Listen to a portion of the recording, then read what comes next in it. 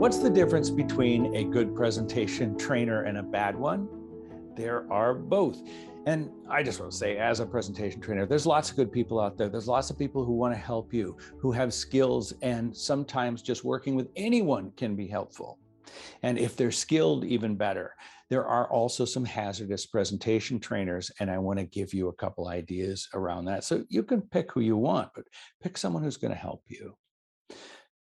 I was at a networking event and I met a woman who said, I'm really leery about bringing in presentation trainers because the last group I brought in made my team worse. Now, they probably weren't terrible people, but at least in that particular event, they weren't reading their audience right.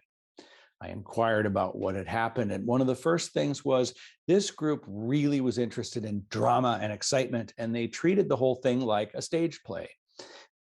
We're not actors in a stage play. This is business. And it really didn't feel right. It felt artificial to the group. So one of the important things to focus on is really making sure that they understand business and business presenting. And yes, a certain amount of drama is important and a certain amount of well-structured storytelling is great, but this is about business. So make sure their person seems to understand professionalism and the professional actions of new business development and project interviewing.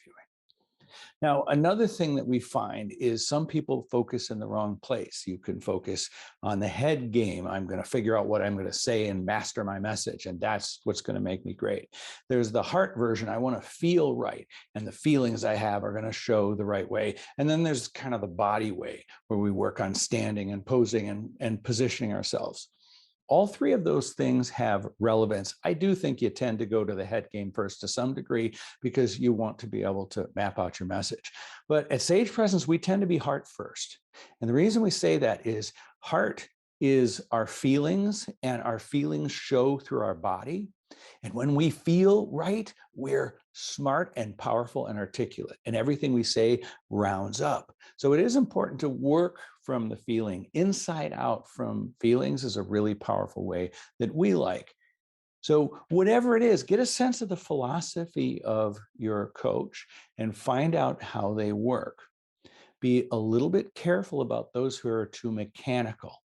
Mechanical presentation training can come across mechanical.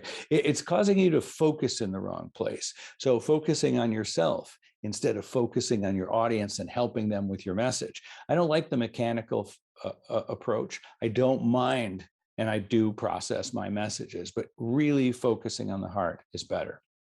The other thing to ask, and there's more, but the only thing I'll cover here, talk about how they critique and how they feel about making you better. Obviously, they want to make you better, but there's two dangerous ideas. One is perfection itself.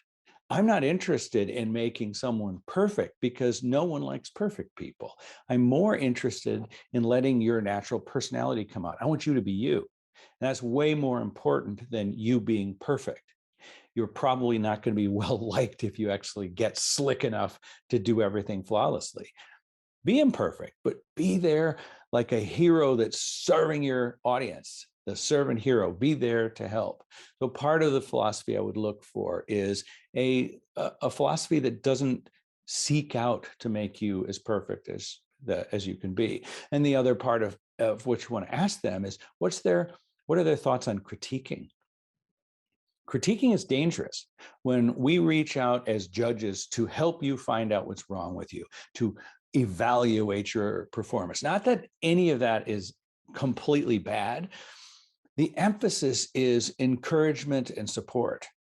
I once worked with a presenter who was struggling pretty severely. And I simply said, hey, I really like that. And they said, really? Yeah, do it again. And they did it again and it was better. And I said, yeah, wow, I like that better. And after a little bit of encouragement and support, I was able to throw in things to help make them better. I never once told this person what they were doing wrong. I never once critiqued them or judged them.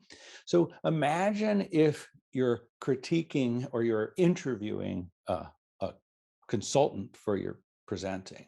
Look for someone who's encouraging.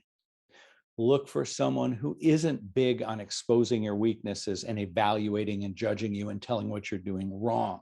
Look for people who really like you, they like what you are, and they want to help you bring that to life in a presentation. And those things will help you get a good presentation trainer who's going to support you and care about you and revel in what about you is interesting.